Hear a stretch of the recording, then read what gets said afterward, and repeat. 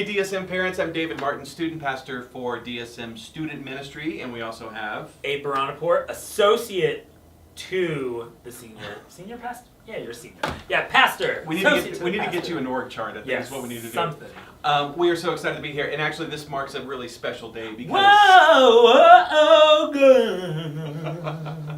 I love that so much. It's a year ago today that Abe and I met. And Happy friend anniversary! Yes. And he really is one of my best friends. I love him so much. But how we met, I was speaking at a camp. In Texas this time last year, and the youth ministry that brought me in was Abe's youth ministry. And I just remember watching him throughout the week interact with students and lead leaders and invest and just put fires out and do all sorts of amazing things. And I was like, this guy is a really good youth pastor. And so when the Lord led me to DSM, he was the only person that I called because he was the only person that I wanted. And I was like, I've got to get abahranipoor up to Colorado. And God is faithful. Who knew that a year later from today that we would be here recording this video talking to some of the most amazing parents on planet Earth. To you guys, y'all are the best. You guys. So today's kind of a cool day. Yeah. With that said, let's get into the calendar and talk about some stuff. So what's up next this coming Sunday is? So this coming Sunday is DSM Guys Night. So last week the girls had their thing. This week it's time for the guys to rule out on Sunday. So Sunday night from 5 to about sundown, which is around 8:30. We're going to be at Dublin Park. We're going to be grilling out. We have an ultimate frisbee tournament. We got volleyball. Bring your hammocks. Do whatever. We're just going to be hanging out at the park that night. Dads, you are more than welcome to join us. Just let us know. We want to grill out with you and just hang out and talk with you while the boys are out being athletic and whatever else they do. So we'd love to have you there. Once again, this Sunday, Guys Night, Dublin Park. Show up around 5 o'clock. We got food and fun and fellowship. 3 F's. Food, fun, fellowship. So it's going to be a very alliterative night. I love it.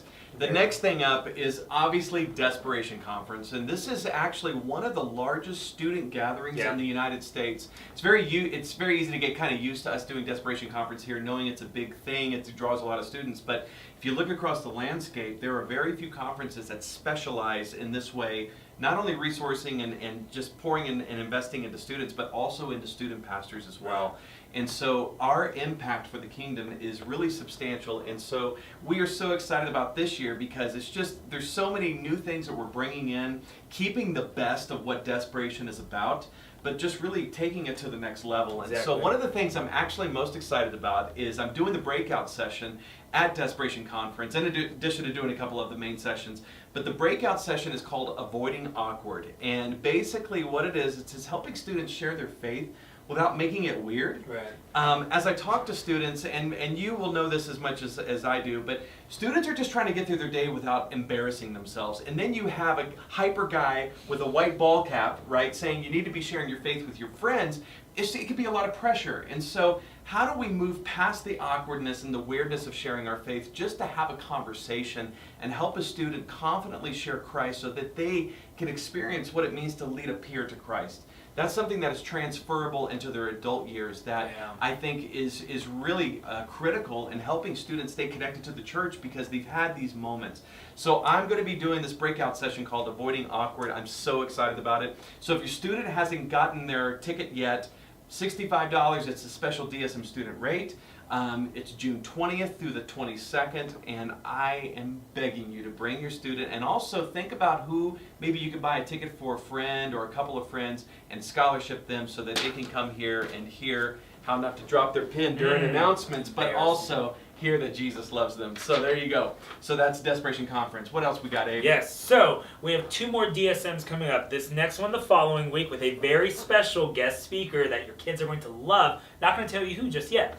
And then after Desperation Conference the following week, that's going to be the 28th, we are having our final DSM of the summer. Now it's not just any regular DSM. We're going to be telling testimonies from Desperation Conference, and then we're also going to have a humongous block party right afterwards, right outside the tent, like it's gonna be behind huge. us. Yeah, we're gonna have like a DJ, we're gonna have food, we're gonna have inflatables and all that. But parents, This is where we need your help. If you have ever been interested in helping out with DSM, whatever that looks like, we want to hear from you. We'd love for you to volunteer with us on that night. We need parents that are going to help bring food, snacks, help serve, just kind of hang out with us that night at that block party. It's a good way to get involved and kind of get your feet wet in DSM, to kind of, kind of feel it out and test the waters what DSM is about. So, and that's a real invitation. As we were putting this night together, just dreaming about what it could look like, the phrase that was used a lot was partnering with parents. Right. And so we want to open up as many opportunities as we can for you. If you're twisted like we are and you want to hang out with students and, man, please come over to the dark side and hang out with us. It'd be great. It really is fun. So you don't have to do anything crazy, but if you know how to cook a hot dog, you know how to set some stuff up, you know how to plug an extension cord into a wall, hang out, and if you love Jesus and kind of like teenagers, come be a part. There's going to be information right on the screen below. Just email me. And email Abe, and he can give you all the details about the different areas that you can plug in and serve. Yeah. There you go. Partnering with parents. So with that said, one of the things I kind of like doing in these is just kind of throwing one little tidbit out a week just to kind of keep you connected to youth culture. There's this article that I came across, and it is in Transportation News. I don't read it regularly, but it was a link that came up that caught my eye. But Memorial Day marks the start of the 100 deadliest days for teen drivers. And as a parent of a teen who is actually now 20 years old, when your student leaves your house, you're like, dear Jesus, please protect them. Because we know it's not them that's the bad driver. It's everyone around them that's crazy, right? Yep. But one of the things that jumped out to me that I wanted to share with you guys is this doctor, he's a professor of pediatrics. He says parents play the most important role of all in keeping their students safe. And what he's saying is just parents, you should basically let them, the best thing that you could do is ride with them a lot, let them drive a lot.